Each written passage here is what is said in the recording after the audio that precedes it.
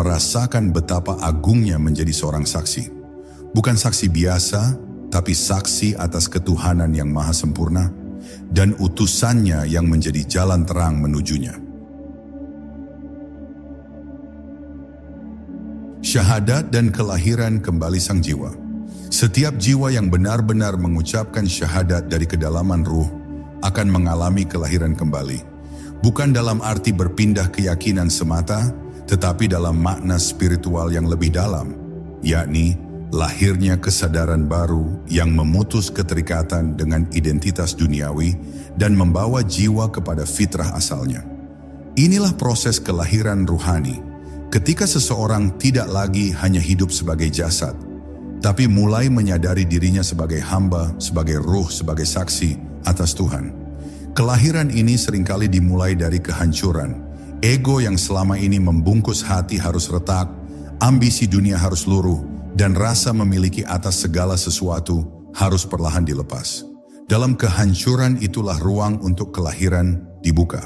Sebab tak mungkin syahadat hidup dalam jiwa yang masih penuh dengan aku, keakuan, dan milikku.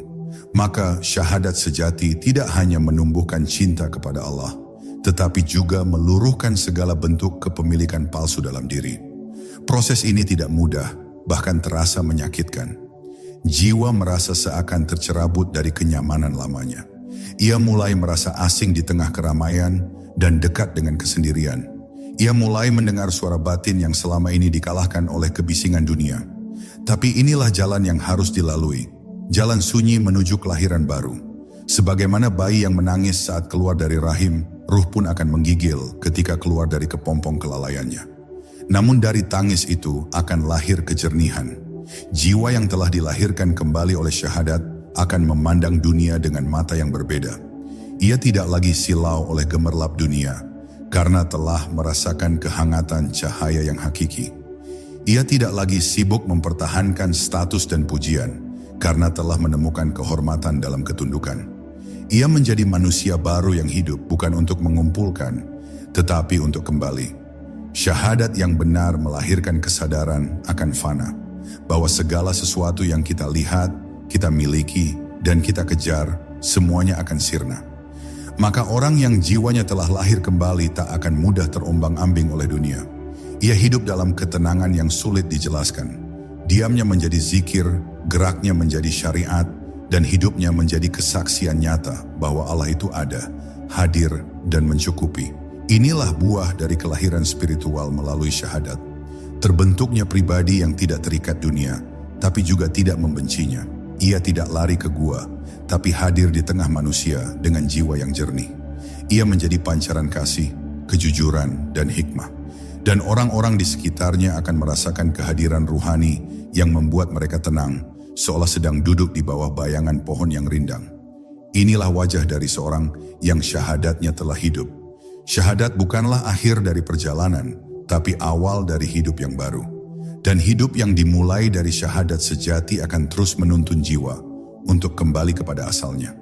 Setiap napas menjadi bagian dari penyaksian, setiap langkah menjadi bagian dari perjalanan pulang. Maka lahirlah manusia yang benar-benar hidup, bukan karena tubuhnya bergerak, tapi karena ruhnya telah menyatu dengan cahaya kesadaran tauhid. Syahadat dan jalan menuju fana fillah. Setiap syahadat yang terucap dari kedalaman jiwa mengandung benih fana, yakni lenyapnya rasa aku dalam lautan ketuhanan. Disinilah syahadat melampaui sekadar pengakuan, menjadi jalan penghilangan diri, penghapusan pusat keakuan yang selama ini menuntut pengakuan dan kekuasaan. La ilaha illallah bukan hanya penafian terhadap Tuhan-Tuhan luar, tapi juga terhadap Tuhan paling halus. Ego dalam diri sendiri yang terus mengaku ada, mengaku mampu, dan mengaku tahu. Fana bukan kematian jasmani, tetapi kematian ego. Dan bagi yang telah menghayati syahadat, jalan menuju fana bukan lagi sesuatu yang ditakuti. Ia adalah kerinduan terdalam untuk lenyap di hadapan yang kekal. Jiwa tak lagi ingin terlihat, tak lagi ingin menonjol. Ia hanya ingin menjadi cermin yang bening, agar pantulan cahaya Tuhan tidak terdistorsi oleh bayangan diri. Inilah makna fana yang hidup. Ketika seseorang hilang dari dirinya, tetapi tetap hadir dalam kasih dan hikmah ilahi. Syahadat membuka jalan ini secara perlahan. Ia memurnikan niat, menyucikan tindakan, hingga akhirnya meleburkan rasa aku dalam kehendaknya. Setiap pengucapan asyhadu menjadi latihan melepas diri. Aku tidak memiliki apapun, aku tidak tahu apa-apa, aku tidak menjadi siapa-siapa selain hamba yang menyaksikan Tuhan. Dan kesaksian semacam ini tidak menghasilkan kebanggaan, tetapi justru kehancuran yang penuh kedamaian. Dalam dunia yang dipenuhi keakuan, di mana semua orang ingin dikenal, diakui, dihargai, jalan fana tampak seperti kebodohan. Tapi bagi jiwa yang telah mencicipi makna syahadat sejati, fana adalah kebebasan. Ia tak lagi terbelenggu oleh citra diri, oleh keinginan untuk menjadi sesuatu. Ia telah menemukan makna terdalam dalam kehilangan. Karena hanya ketika diri menghilang, Tuhan menjadi satu-satunya yang hadir sepenuhnya dalam kesadaran. Namun perjalanan menuju fana bukan sesuatu yang instan. Ia memerlukan kehancuran yang bertahap, hancur rasa memiliki, hancur rasa tahu, hancur rasa paling benar. Syahadat yang benar akan perlahan meluruhkan satu demi satu ilah dalam diri, hingga akhirnya yang tersisa hanyalah hening. Keheningan jiwa yang telah tunduk total. Dan dalam hening itulah hadir kehadiran yang paling nyata. Allah yang selalu ada, namun tak pernah terlihat oleh mata yang dipenuhi aku. Fana bukan pelarian dari dunia, tetapi pelepasan dari belenggu nafsu atas dunia.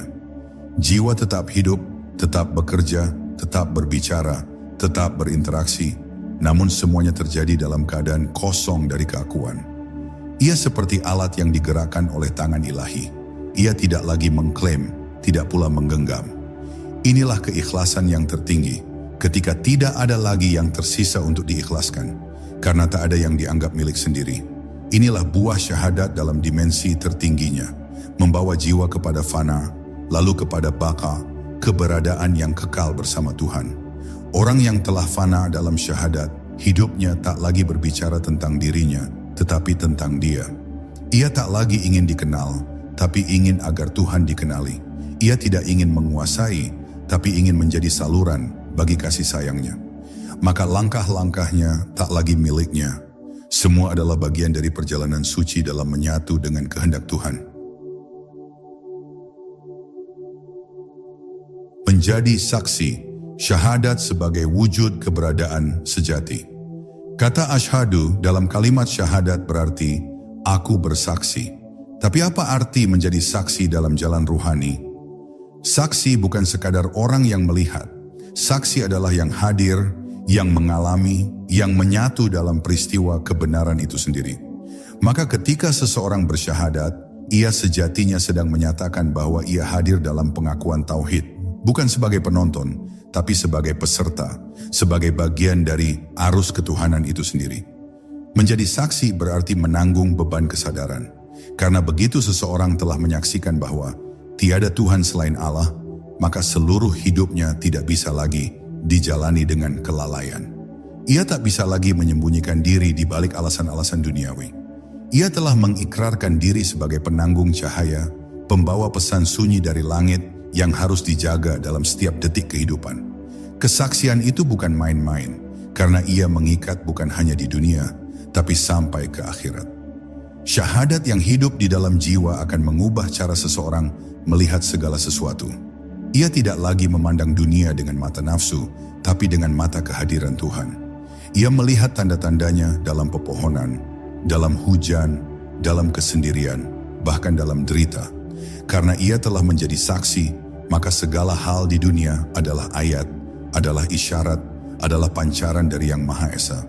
Hidup menjadi zikir yang terus mengalir, bahkan tanpa suara. Namun tidak mudah menjadi saksi yang jujur. Dunia akan menguji kesaksian itu dengan gemerlapnya. Ego akan merongrong keteguhan itu dengan tipu dayanya. Maka seorang saksi harus terus menjaga hatinya tetap bening, tetap hadir, tetap sadar. Ia tidak boleh tergelincir menjadi hakim atas orang lain, atau merasa mulia karena telah menyaksikan.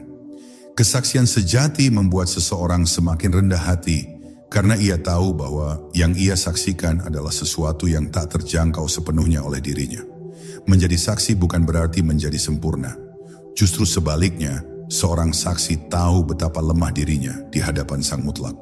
Ia tidak bersaksi dari tempat tinggi, tapi dari tanah rendah, dengan kepala tertunduk dan hati yang bergetar. Ia menangis dalam doa-doanya, bukan karena kesedihan dunia, tapi karena takut lalai dalam menepati kesaksian itu.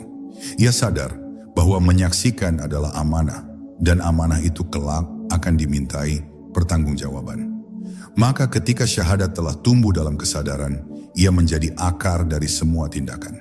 Seseorang tak lagi hanya menjalankan ibadah karena kewajiban, tapi karena kesadaran bahwa ia telah menyaksikan dan sedang disaksikan.